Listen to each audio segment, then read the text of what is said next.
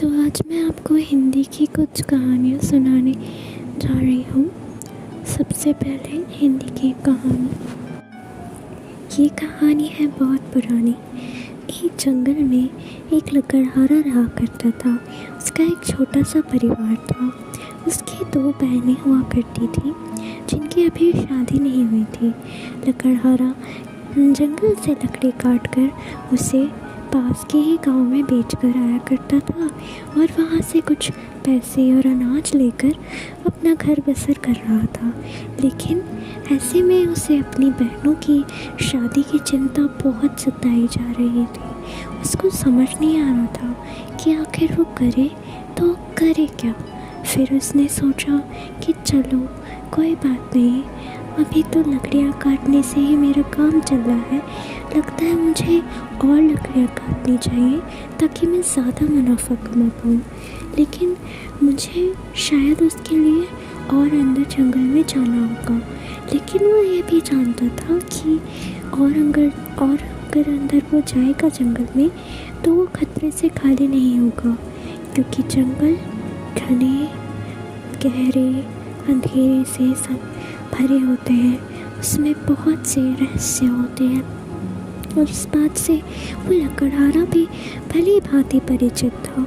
लेकिन उसको समझ नहीं आ रहा था कि वो करे तो करे क्या। आखिर बहन की शादियों का भी तो सवाल था। तो उसने सोचा मुझे अपनी जान की चिंता किए बगैर अंदर जंगल में जाना चाहिए, और वो और अंदर चला गया। शाम हो गई, शाम से रात हो गई। जब वो घर नहीं लौटा तो उसकी बहनें बहुत चिंतित होने लग गई। उनको लगा कि आखिर क्या हो गया, आज भैया घर क्यों नहीं आए। आज भैया को घर आ जाना चाहिए था, इस वक्त अंधेरा हो गया है। बहन मुझे तो बहुत डर लग रहा है। हाँ सोना, तुम सही कह रही हो। सोना मोना उस लकड़हारे की बहनें थीं। वो अपने भाई को ढूंढने के लिए अंदर जंगल में जाती हैं। एक मशाल की रोशनी के सहारे वो दोनों बहनें अंदर जा ही रही थीं कि अंधेरा घना होता चला जा रहा था और जंगल में अजीब गरीब आवाज़ें आने लगी। कहीं शेर के दहाड़ने की आवाज़, तो कभी चमगादड़ों के उड़ने की आवाज़, कभी पत्ते की सरसराहट, तो कभी हाथी की चिंघाड़ने की आवाज़। ये सारी आवाज़ें, और कभी कभी भेड़िए की हाऊ, बहुत तेज़ कूकने की आवाज़। ऐसी भयानक आवाज़ें सुनकर वो मासूम सी 2 नाजुक सी लड़कियाँ सहम सी रही थी, पर अपने भाई से भी वे बेहद प्यार करती थी। वो चाहती तो रुक जाती, पर क्या करे वो नहीं रुकना चाहती थी अपने भाई को बचाने के लिए। वो कुछ भी कर सकती थी अपने भाई को बचाने के लिए, इसलिए वो जंगल में अंदर जाती गई। अंधेरा होने पर उन लोगों को भूख और प्यास भी लगने लगी। जब वो पानी पीने के लिए एक सरोवर के पास गई तब उन्होंने देखा कि वो सरोवर कुछ ज़्यादा ही लगता है, कुछ रहस्यमय। उसका पानी बाकी पानियों से काफ़ी अलग था। जैसे ही वो नीचे झुकी पानी पीने को हाथ डाला, अजीब सी आवाज़ आई सरोवर में से, बेटी तुम यहाँ क्यों आए हो, यहाँ से चल ही जाओ वरना अच्छा नहीं होगा तुम्हारे लिए। ये सुनकर वो दोनों लड़कियाँ सहम उठी, डर के मारे, जैसे वो उनसे अपनी पलकें भी नहीं झपकाई जा रही थी। बड़ी हैरानी से उन्होंने एक दूसरे की तरफ देखा और कहा, कुछ तो अजीब है इस जंगल में, मुझे बहुत डर लग रहा है। बोलो दीदी मैं क्या करूं। तो बोलती है कि हमें यहीं रुककर थोड़ा इंतज़ार करना चाहिए। तो उन्होंने लेकिन फिर भी हिम्मत जुटाते हुए सरोवर से पूछा, हे सरोवर, क्या आप मुझे बता सकते हैं कि आपने मेरे भाई को देखा है क्या? वो यहाँ जंगल में लकड़ियाँ काटने आते हैं और आप कैसे बोल सकते हैं? हमें माफ़ कर दीजिए, पर हम क्या करें, हमें अपने भाई को बचाने के लिए यहाँ आना पड़ा। तो सरोवर कहता है, मैं भी तुम्हारी तरह ही एक आम इंसान था। मुझे भी उस बुरी चुड़ैल ने इसे सरोवर में परिवर्तित कर दिया और अब मैं यहाँ पे अपना श्राप भोग रहा हूँ। तुम्हें देखा तो लगा कि तुम दोनों बहुत मासूम हो। यहाँ से जितनी जल्दी हो चली जाओ। तो ये लड़कियाँ किसी के चलने की आवाज़ आ रही है, क्या करूँ?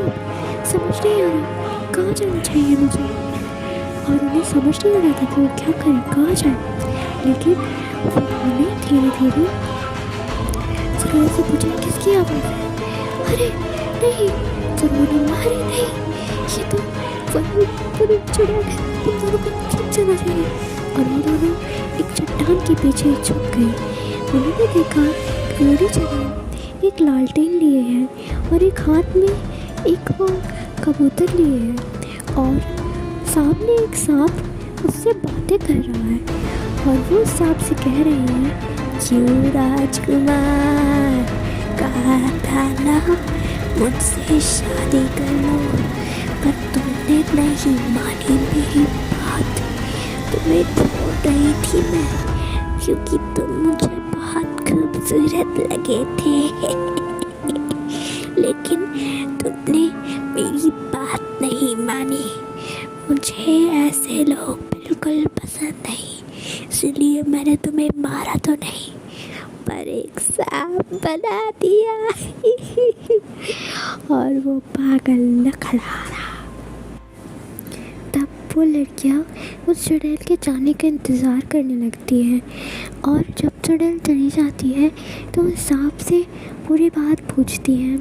तब सांप उसे बताता है कि वो इसी देश का राजा है, वहाँ का राजकुमार है, लेकिन उसको इस चुड़ैल ने अपने जंगल में बसा लिया।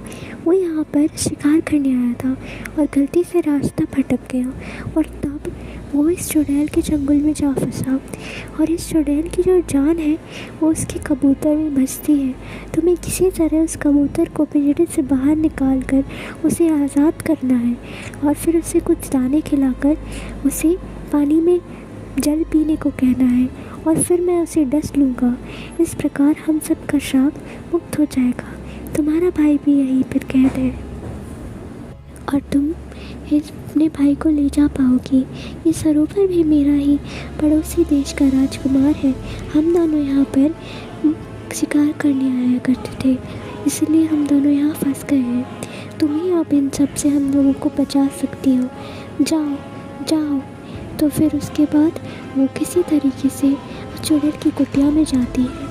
वो चुड़ैल उस वक्त अपना भोजन खा रही होती है, मांस, मदिरा और खून।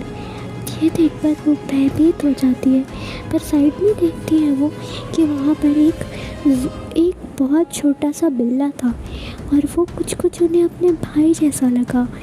तब वो अपने भाई से कहती हैं कि भैया मैं आ गई, मैं आपको आज़ाद करूँगी।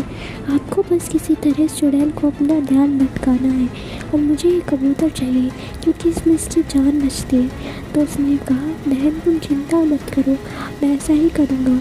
और वो बिल्ला बार बार उसे परेशान करने लगा। चुड़ैल उससे परेशान होकर उससे बोलने लगी, अब क्या तुम्हें जान ले लूँ मैं तुम्हारी?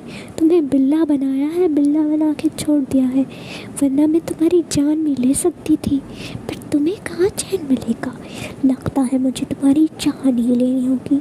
चिंता मत करो, कल अमावस की रात है और मुझे शक्तियाँ प्राप्त हो जाएंगी और फिर मुझे कोई नहीं मार सकता और ये कबूतर भी फिर आज़ाद कर दूँगी क्योंकि मेरी जान फिर मेरे अंदर आ जाएगी और तब मुझे कोई नहीं मार सकता। ये सुनकर वो लड़कियाँ समझ गई कि जो भी करना है मैं आज रात ही करना है, वरना ये चुड़ैल कभी नहीं बनेगी। तो इसीलिए वो जल्दी से जाकर उस पिंजरे को चुराती है। चुड़ैल बहुत देर तक तो खाना खाती रहती है और उलझी रहती है, पर जब वो देखती है उसका कबूतर नहीं है, वो समझ जाती है कि कोई तो है यहाँ पर जो मेरी इजाज़त के बिना है। वो वहाँ से उठती है और अपनी झाड़ों में बैठकर चलने लगती है। वो देखती है कि दो सुंदर सी लड़कियाँ उसके कबूतर को ले जा रही हैं।